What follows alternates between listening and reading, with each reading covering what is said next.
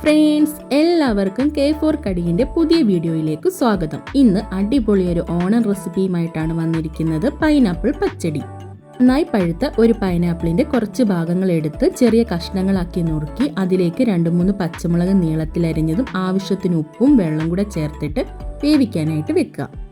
ഇനി അരപ്പിന് ആവശ്യമുള്ളത് എന്തൊക്കെയാണെന്ന് നോക്കാം. കുറച്ച് തേങ്ങ ചിരകിയത്, ചെറിയുള്ളി, കടുക്, ജീരകം, ആവശ്യത്തിന് വെള്ളം കൂടെ ചേർത്ത് നന്നായി ഒന്ന് അരച്ചെടുക്കുക. ഇനി നമ്മൾക്ക് പൈനാപ്പിൾ വെന്തിട്ടുണ്ടോ എന്ന് നോക്കാം. നമ്മളുടെ പൈനാപ്പിൾ അത്യാവശ്യം വെന്ത് വന്നിട്ടുണ്ട്. അതിൽ കുറച്ച് വെള്ളം ഉണ്ടാകുന്നതാണ് നല്ലത്. പിന്നെ ചെറുതായിട്ട് അതൊന്ന് ഉടച്ചു കൊടുക്കണം. ഇനി അതിലേക്ക് അരപ്പ് ചേർത്തിട്ട് ചെറിയൊരു തിള വരുന്നിടം വരെ അതൊന്ന് ഇളക്കി കൊടുക്കണം.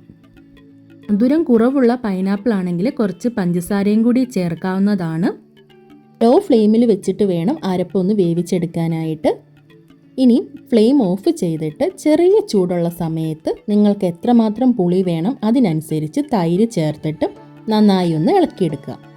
ഈ സമയം ഉപ്പൊക്കെ നോക്കിയിട്ട് അത് ചേർക്കാവുന്നതാണ്. ഇനി താളിക്കലിനുള്ള കാര്യങ്ങൾ ചെയ്യാം. ഒരു ചട്ടി വെച്ച് അതിലേക്ക് ആവശ്യത്തിന് എണ്ണ ഒഴിച്ച് എണ്ണ ചൂടായി കഴിയുമ്പോൾ അതിലേക്ക് കടുകിടുക. കടുക് പൊട്ടിക്കഴിയുമ്പോൾ ചെറിയുള്ളി വട്ടത്തിലരിഞ്ഞതും പച്ചമുളക് വട്ടത്തിലരിഞ്ഞതും വറ്റൽമുളകും കുറച്ച് കറിവേപ്പിലയും കൂടി ഇട്ടിട്ട് അതൊന്ന് മൂപ്പിച്ചെടുക്കുക. അത് നന്നായി മൂത്ത് കഴിയുമ്പോൾ നമ്മളുടെ പച്ചടിയിലേക്ക് ഇത് താളിച്ചൊഴിക്കുക. പൈനാപ്പിളിൻ്റെ ഒപ്പം തന്നെ നമ്മൾ മധുരമുള്ള ഏത്തക്കായൊക്കെ വേവിച്ചെടുക്കുകയാണെങ്കിൽ അതൊരു മധുര പച്ചടിയായിട്ട് നമുക്ക് ഉപയോഗിക്കാവുന്നതാണ്.